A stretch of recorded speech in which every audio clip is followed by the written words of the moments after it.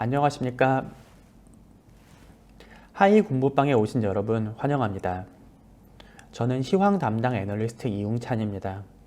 오늘 윤석열 대통령 당선을 기념하여 대선과 주가지수 그리고 정책에 대한 고민을 페이퍼에 담아봤습니다.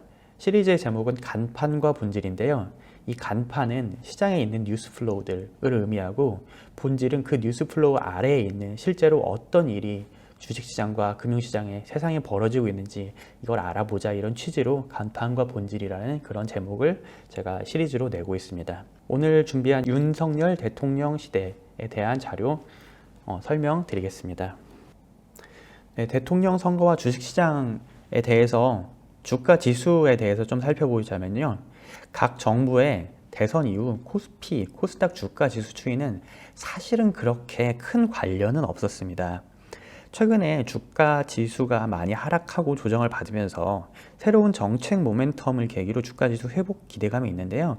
과거 사례들을 살펴보면은 문재인 정부 때에만 대통령 당선 이후에 주가가 의미 있게 상승을 했던 그런 사례가 있고, 노무현 정부, 이명박 정부, 박근혜 정부 때는 큰 이렇게 상승을 당선 이후에 그런 상승세를 보여주지는 않았었습니다.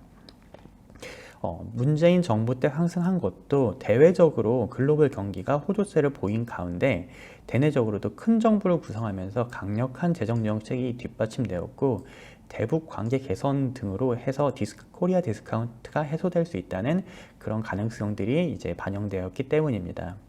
노무현 대통령 당선 때는 주가가 하락했다가 다시 상승하는 모습을 보였고, 이명박 정부 때는 글로벌 금융위기에 맞이하여 주가가 큰 폭 하락했습니다. 박근혜 정부 때는 주가가 이렇게 박스권을 계속 초기에 보였었고요. 그렇게 하면서 대통령 당선 이후에 유의미한 추세가 나타나지 않거나 하락하는 모습을 보였습니다.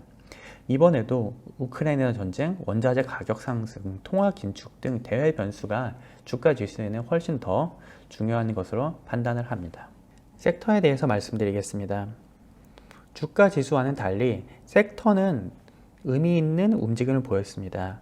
각 정부별로 편차는 있었지만 노무현 정부 때에는 바이오에 대한 지원이 있으면서 코스닥 제약 지수가 강세를 보였고, 이명박 정부 때에는 인프라 투자와 건설, 토목 부분에 투자가 진행되면서 KRX 건설 지수, 건설 섹터가 수혜를 받습니다.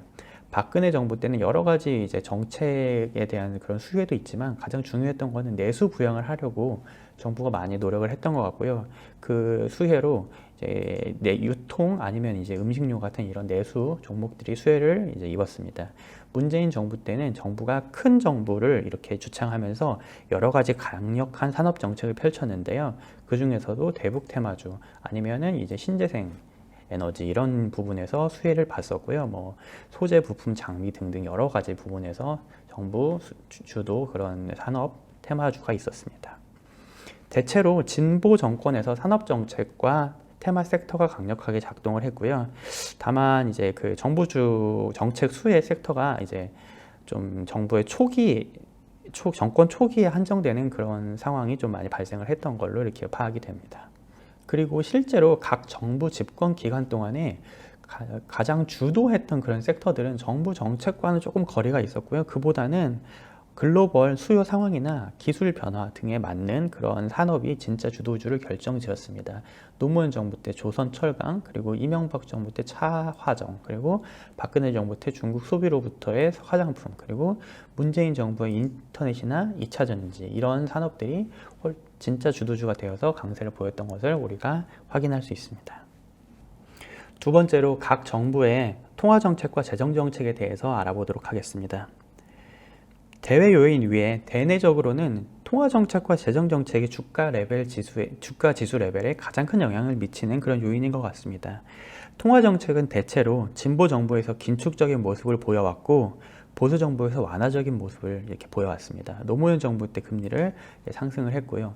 이명박 정부 때는 물론 글로벌 파이낸스 크라이시스의 그런 영향을 받아서 그런 상황에서 금리를 큰 폭 인하하고 하락한 금리를 꾸준히 좀 오래 이어가려는 그런 모습을 보였습니다. 박근혜 정부 때에는 디플레이션 상황에서 이제 금리를 꾸준히 인하하는 그런 모습을 보였고요. 문재인 정부 때에는 코로나라는 그런 초유의 상황에서 이렇게 금리를 제로 금리로 인하를 하긴 하였지만은 전 세계적으로도 가장 빨리 기준금리를 인상하면서 긴축적인 행보를 보이려고 노력했습니다. 그러나 통화정책은 전반적으로는 글로벌 금융위기 대응 등 글로벌 정세와 특히 미국 기준금리와 크게 벗어나지 않는 그런 모습을 보인 바 있습니다. 다음으로 각 정부의 재정정책에 대해서 좀 확인해 보도록 하겠습니다. 각 정부가 집권하는 동안 재정 지출의 GDP 대비 비율은 꾸준히 이렇게 상승을 해왔습니다만은 그 중에서도 노무현 정부 때 상승을 했고요. 이명박 정부 때는 금융위기 때문에 일단 한번 상승을 했습니다만은 안정적으로 유지하려는 모습을 보였습니다. 박근혜 정부 때에도 디플레이션 국면이라서 이게 재정 지출을 늘려야 된다는 그런 요구가 있었음에도 불구하고 되게 안정적으로 이렇게 재정을 쓰지 않는 모습을 보였습니다. 반면에 문재인 정부 때는 재정 지출을 많이 진행을 했고요. 특히 2020년 이후에 그 코로나 사태에 대응하면서 재정 지출을 큰 폭 늘리고 재정 수지가 적자 전환하는 모습을 보였습니다. 전반적으로 보수 정부일 때 재정 정책을 좀 약하게 쓰고요. 그 다음에 진보 정부일 때 재정 수지가 조금 더 이제 적자로 돌아서는 모습을 확인해 보실 수 있습니다. 다음으로는 윤석열 정부의 정책 기조에 대해서 설명드리겠습니다. 대선 공약과 그런 여러 가지 얘기들은 정말 많습니다만 그 중에서 경제적이나 아니면 대외적으로 주식시장에 특히 가장 중요하다고 판단되는 것들은 첫 번째로 시장경제 우선 정책, 그리고 기업 주도의 일자리 창출, 이런 것들이 되겠고요. 두 번째로는 재정 정책은 좀 균형적으로 쓸 것 같아요. 그렇지만 자영업자에게는 코로나 손실 보상을 좀 하겠다는 거, 그리고 서방 세계와 협조할 거라는 거, 이렇게 세 가지가 가장 크게 제가 중요하게 꼽은 사항이 되겠습니다. 시장경제 우선 정책을 보면은요, 저희가 아무래도 대통령 선거가 진행되고 나면은 뭔가 이제 정부의 정책 테마주라든지 이런 것들을 좀 많이 관심을 갖게 되는데, 진보 정부에서는 산업 정책을 다수 진행하고 큰 정부를 꾸리는 경향이 있는 반면에 보수 정부에서는 민간 부분이나 시장 경제를 우선하는 경향이 있습니다. 그리고 이번 정부에서도 민간에 의한 일자리 창출이나 이런 것들을 성장 이런 것들을 좀 이제 주창을 하는 만큼 산업 정책의 규모는 상대적으로 작을 것이라고 이렇게 생각을 하고 있습니다. 그래서 일단 4차 산업혁명이나 AI, 인공지능 같은 첨단 산업 분명히 이제 지원을 하실 거고요. 스타트업 같은 부분도요. 그 다음에 원자력 발전소가 신규까지는 아니더라도 지금 공사가 중단된 그런 원자력 발전소 건설은 다시 진행이 될 것 같습니다. 그리고 이제 최근에 이제 우크라이나 사태도 있었는데 서방 국가들과 보조를 맞추면서 방위 산업에 대한 투자도 확대를 할 것 같아요. 그런데 이것들이 테마주로서 큰 영향을 미칠 거냐 하면은 과거 정부에 비해서는 좀 줄어들지 않을까, 영향력은 그렇게 좀 생각을 해보고 있습니다. 민간이 아무래도 좀 더 주도하는 그런 모습이 나타날 거라고 보고 있습니다. 산업 규제는 전반적으로 완화될 것 같은데요. 특히 노동 규제나 환경 규제에 대해서 좀 완화가 될 것 같습니다. 이게 여러 가지 논란이 있겠습니다만 기업 부담은 다소 완화될 수 있겠다라고 생각을 하고 있습니다. 부동산 공급에 있어서는 다들 아시겠지만 이제 재건축이나 재개발 쪽에 대한 이런 물량 증가, 그리고 전반적인 부동산 규제 완화가 예상이 됩니다. 그래서 지금 건설 회사 같은 경우에 이제 국내 주택 수주들이 많이 늘어나고 있는데 밸류에이션을 잘 못 받고 있어요. 그런 밸류에이션의 정상화가 좀 기대가 되는 상황입니다.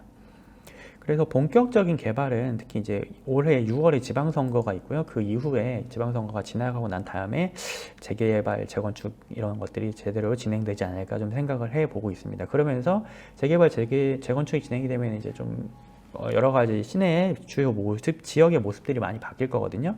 그리고 이제 부동산 공급도 확대되고 건설주에 대한 밸류에이션도 좀 정상화되지 않을까 그렇게 기대를 해봅니다. 그리고 이제 또 다른 중요한 주식 투자자에게 중요한 그런 공약이 제도가 이제 주식 양도세 폐지가 되겠습니다. 참여자로서는 대단히 중요한 그런 이슈가 될 것 같은데요. 지난 1월에 주식 양도세 폐지를 윤석열 당선자가 이제 공약을 한 바가 있습니다. 원래 기존의 정책이 거래세를 인하해주고 양도세를 도입한다는 그런 방향이었기 때문에 기존 정책 방향을 뒤집는 거예요. 그런데 이렇게 양도세를 폐지를 하면은 일단 기대할 수 있는 거는 매년 11월에 이제 연례 행사처럼 코스닥 주식들 매도하고 그런 사태가 있었는데 이런 사태는 없어질 가능성이 높습니다. 반면에 이제 코리아 디스카운트를 해소한다든지 아니면 서학개미들을 이제 잡을 수 있다든지 이런 것들을 이제 새로운 이제 또 다른 정책의 효과로서 제시를 하고 있는데 그것까지 가능할지는 사실은 미지수예요. 잘 모르겠다는. 물론 이제 영향이 없다는 건 아니지만 좀 미지수인 부분이 있고요. 또 이게 조세 관련 사항이기 때문에 국회를 통과해야 되는데 국회에서 이제 국민의힘 쪽이 이제 소수당이기 때문에 다수가 아니기 때문에 실현 가능성도 아직은 확신하기는 어려운 상태다라고 봐주시면 될 것 같습니다. 재정 통화 정책에 대해서 확인해 보자면요, 상대적으로 균형적인 재정 지출을 이제 전망을 합니다. 하지만 자영업자에 대한 지원이 있을 거예요. 그럼 자영업자에 대한 지원이 되게 크게 들어가면 다른 부분에서는 그게 큰 의미가 있는 재정 지출이 있을까 하는 그런 의문도 좀 가질 수 있을 것 같습니다. 기본적으로 보수적이고 균형적인 재정 지출을 추구할 것으로서 전망을 하고 있고요. 특히 현 정부도 많이 재정 지출을 했었고 상대였던 이재명 후보도 재정 지출을 많이 할 거라고 그렇게 공약을 했었는데 그보다는 상대적으로 작을 것이라고 생각이 됩니다. 그리고 이제 코비드-19 때문에 이제 재정 지출 규모가 전 정부에서 상당히 컸기 때문에 그런 정부의 재정 적자를 되돌리는 흐름이 나타나지 않을까 생각하고 있습니다. 한편 당선인은 이제 자영업자라든지 이제 손실 보상 이런 부분에 대해서는 이제 지원을 강력하게 하겠다고 공약한 바가 있어요. 그래가지고 자영업자들의 부채 탕감 같은 식으로 이루어질 가능성이 높고요. 이런 부분은 이제 재정 지출이 이런 부분에 집중될 가능성이 크다 이렇게 생각하고 있습니다. 통화정책은 전반적으로 기존 보수 정부의 기조와 같이 완화적인 흐름이 이어질 것으로 예상을 하고 있습니다만은 현재가 아무래도 인플레이션 국면이기 때문에 통화정책의 여지는 많지는 않을 것이라고 생각을 하고 있고요. 지금 한국은행 총재를 새로 이제 뽑아야 되는 상황이기 때문에 그런 상황에 인선에 관심이 일단 모아진다라고 보실 수 있겠습니다. 대외적으로는 서방 세계와 행보를 같이 할 것이라고 이렇게 생각이 되는데요. 이게 2018년부터 있었던 일인 것 같아요. 트럼프 미 대통령이 미중 무역 분쟁을 촉발한 이후에는 세계 각국이 어느 진영에 줄을 제대로 설 것인지 이거에 대한 결정에 대한 압박을 받기 시작했고요. 한국도 이거를 결정해야 되는 어쩔 수 없는 상황이 되어가는 것 같습니다. 그래서 이번에 러시아를 경제 제재하는 데 있어서 한국이 빠지기 어려웠던 것처럼 중립적 위치를 지키기보다는 어느 한 진영을 선택하도록 이제 전 세계적으로 강요를 받고 있는 그런 상황인 것 같습니다. 그런데 이런 상황에서 윤석열 당선자는 앞으로 서방 세계와 행보를 같이 할 것이라는 입장을 확실하게 밝힌 바가 있어요. 그래서 최근에 워싱턴 포스트와 인터뷰를 하면서 중국과의 관계는 균형을 잡겠다.